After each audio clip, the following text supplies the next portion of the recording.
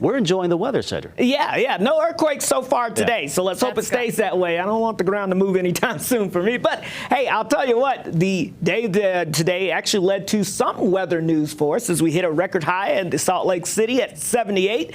That broke the previous record high temperature of 77 set back in 1952. So just an absolutely gorgeous afternoon out there. But we do have a front that's going to bring us some changes as soon as tomorrow across the northern half of the state. So as we look outside, this is from this evening. Scott Taylor sending this in from Magna. Speaking of that, you can see a beautiful sunset looking over the pastures there in Magna, and you got the beautiful fiery colors in the sky. Just a gorgeous scene there. Thanks for sending that in, Scott. But you can see it's still warm ahead of that front. 70 in Salt Lake City. It has cooled down to 53 in Logan, 59 in Delta, 53 in Price, and 55 degrees in Hanksville, 67 currently in St. George. So we've got winds picking up a little bit of a breeze out there this evening ahead of the system that's bringing us a couple of these scattered clouds across the northern half of the state. But as we go throughout tonight, there is going to be a chance of some of this moisture near the Boise and Twin Falls area to kind of clip across the northern half of the Beehive State around Cache Valley. So we're going to track that for you with Futurecast. Again, as that front moves in,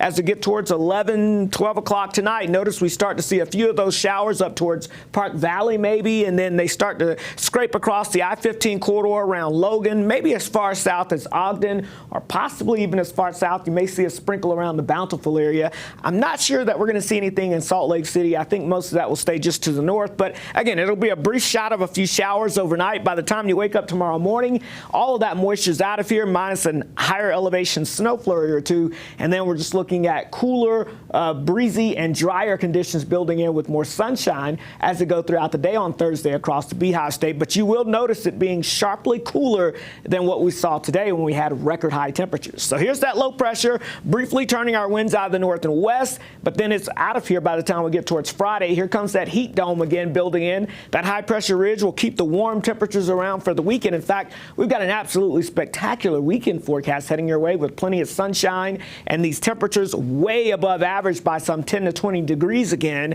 But look what's knocking on the door, a colder and wetter storm system, and that looks to make its way into the Beehive State for our Monday into Tuesday, and that will bring us more significant changes, a more significant temperature drop, and maybe even the chance of some wintry precipitation mixed in with that storm system. And then that'll stick around with us through at least the first half of Wednesday. We get a brief break on Thursday, which just happens to be Halloween, and the way it looks right now, at least, we get that brief break. And then another cold, wet system could move in Thursday night into Friday. So here's how it plays out on Futurecast. Again, that warmer air mass building in through the weekend with some clouds, but primarily dry for the weekend. Now, heading into Monday, especially late Monday, we'll start to see some showers with that front moving in, and then as some cooler air wraps in, we can see some rain and snow showers mixed together across the northern half of the state on Tuesday. That could even last with a few flurries early on Wednesday morning, and then we get that system out of here. And then, as I mentioned, Thursday, Halloween day right now, looks dry, a few clouds, maybe a little bit of a breeze as well, but look what's knocking on the door. So we hope the timing stays correct here, which is to get that first system out of here by Wednesday and bring in the second system on Friday, which would be November the 1st. We don't want any precipitation to interact with the trick-or-treaters, but we'll keep a close eye on that timing as we get a little closer.